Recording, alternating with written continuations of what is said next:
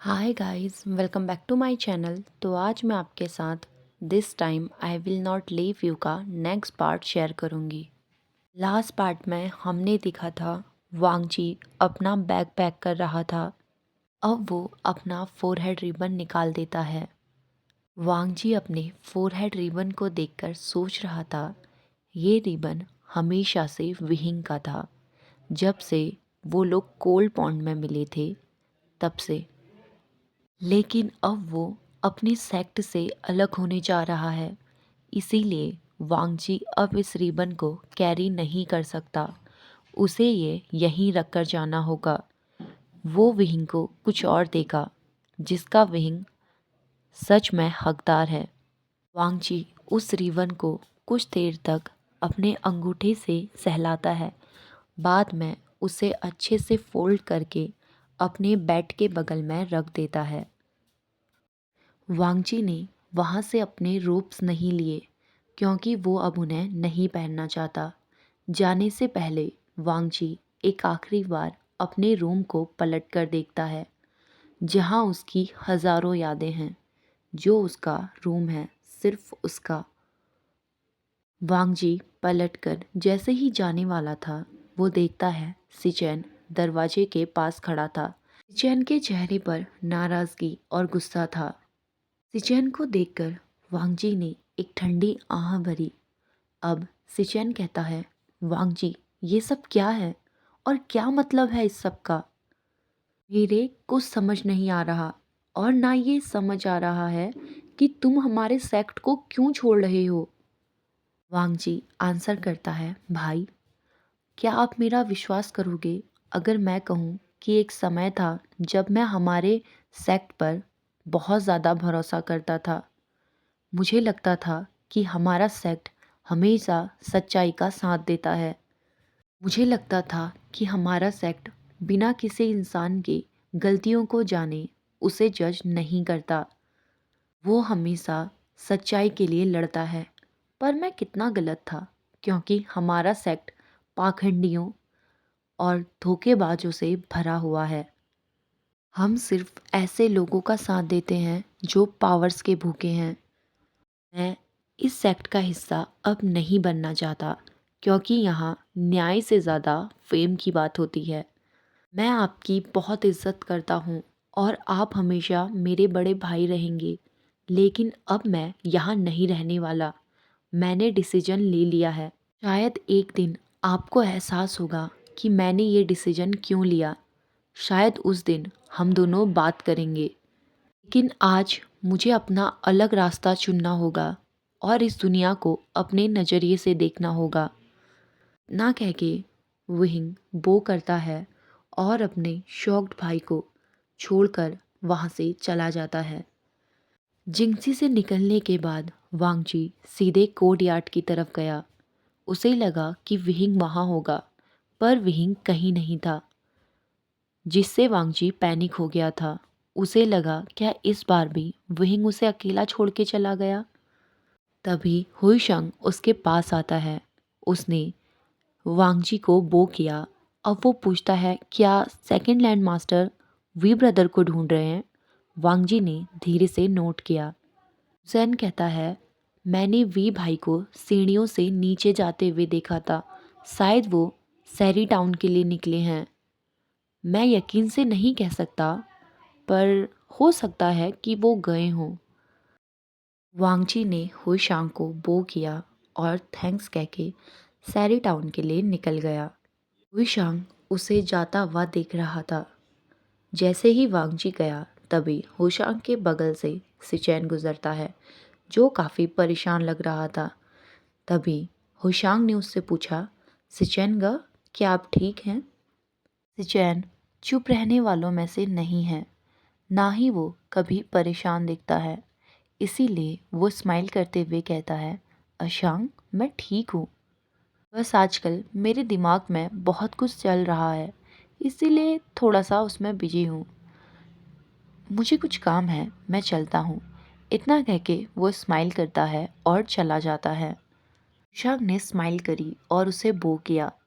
देखते ही देखते सिचैन भी वहाँ से चला गया और हुसैन सिचेन को जाते हुए देखने लगा। हुईशांग भी जाने के लिए पलटा तो देखता है जियान फेंगमियान और जियान चैंग वहां से जा रहे थे। जियान फेंगमियान के फेस में कुछ डिससेटिस्फैक्शन था। वहीं जियान चैन का फेस देखकर ऐसा लग रहा था मानो वो किसी का भी खून कर दे। उन सभी को देखकर हुईशांग सोच रहा था इन लोगों के बीच में चल क्या रहा है, पता लगाना होगा। ने सबसे पहले विहिंग को जल्दबाजी में जाते हुए देखा, फिर लैनजान जो उसके पीछे जा रहा था, वहीं सिचेन जो काफ़ी परेशान था, और अब ये दोनों जियान चैंग और फेंगमियान, इन दोनों को देखकर ऐसा लग रहा था मानो इन्होंने अपनी कुछ कोई कीमती चीज़ खो दी हो। सोच रहा था उसे ये सब जियान चैंग से पता चलेगा, क्योंकि जियान चैंग उसके मन में जो भी हो सब निकाल देता है। लेकिन अभी जियान चैंग को काम डाउन होने के लिए थोड़ा वक्त देना होगा। वो सोचता है क्यों ना वो सैरी टाउन जाके कुछ एम्परर स्माइल के जाल लेके आए, जिससे पीने के बाद शायद जियान चैंग बता दे कि आखिर चल क्या रहा है। हुईशान खुद पे नोट करता है और सैरी टाउन के लिए चला जाता है। लंजा विहिंग को एक होटल में देखता है जो एम्परर स्माइल के भरे हुए जार लगातार खाली कर रहा था। वांगजी विहिंग के पास जाकर सॉफ्टली विहिंग का नाम लेता है। लंजा की आवाज़ सुनने के बाद विहिंग ने वांगजी की तरफ देखा और स्माइल करा। अब वांगजी भी विहिंग के सामने में बैठ गया था। वांगजी के बैठने के बाद विहिंग ने फिर से एम्परर स्माइल की एक सिप ली, एक बड़ी सिप। अब वो हल्का सा चकल करते हुए कहता है, तुम्हें पता है मैं सोच रहा था क्या मैं अपने सेक्ट को छोड़कर सही कर रहा हूँ। क्या मेरा उन्हें ऐसे छोड़ देना सही है? पर पता है अभी जियान चैंग ने मुझसे क्या बोला? उसने कहा अगर मैं अपना पेट नहीं पाल पाया तो मैं उसके पास वापस लौट के ना जाऊँ। और हाँ, उसकी मदर सही कहती थी कि उन्हें मुझे सड़क से उठाकर नहीं लाना चाहिए था। मैंने उन्हें ऐसे रिपे किया उनके सेक्ट को छोड़ के। इतना कह के विहिंग ने अपने सर को झुका लिया और धीरे से एक ठंडी आह भरी। अब वांगजी धीरे धीरे अपने हाथ को विहिंग के हाथ के ऊपर रख देता है और उसे हल्के से स्क्वीज करता है, जिससे विहिंग को थोड़ा कंफर्ट हो। वांगजी ने विहिंग से कहा, विहिंग तुम्हें इस लाइफ में उन्हें कुछ भी रिपे करने की ज़रूरत नहीं है। तुम अपनी ज़िंदगी फ्रीली जी सकते हो जैसे तुम्हें जीनी है। और हाँ, मैं हमेशा तुम्हारे साथ हूँ, ये बात याद रखना। विहिंग ने वांगजी के वर्ड सुन के हल्की सी स्माइल करी और वो कहता है, थैंक यू लंजा, मेरे साथ रहने के लिए। मैं अब ये नहीं कर सकता, मैं उनकी शील्ड के नीचे नहीं रह सकता। मैं हमेशा सोचता था कि मैडम यू मुझ पर गुस्सा करती हैं, मुझ पर अपना गुस्सा निकालती हैं। शायद मैं ऐसे उनको रिपे कर रहा हूँ। वो मुझे सड़क से उठा के लाए तो मेरी ज़िंदगी अब उनकी है। हमेशा से उन्हें अपना परिवार समझता था, पर तुम जानते हो जब लोटस बियर्ड जला था, उनके शब्द मुझे आज याद आते हैं, जिनमें उन्होंने बस मुझे ऑर्डर दिया था, सिर्फ ऑर्डर, कि मैं उनके बच्चों का ख्याल रखूं, उनकी रक्षा अपनी जान देकर करूं। वांगजी कहता है, विंग आई एम सॉरी, मुझे नहीं पता कि वहाँ तुम्हारे साथ क्या क्या हुआ, लेकिन मैं प्रॉमिस करता हूँ मैं अब तुम्हें हर्ट होने नहीं दूंगा। मैं किसी को भी तुम्हें हर्ट करने नहीं दूंगा। तुम अपनी लाइफ अपने तरीके से जियोगे जैसे तुम जीना चाहते हो। हम अपनी ज़िंदगी अपने तरीके से जिएंगे। हम वेंस को सेव करेंगे और उसके बाद सोचेंगे कि हमें आगे क्या करना है।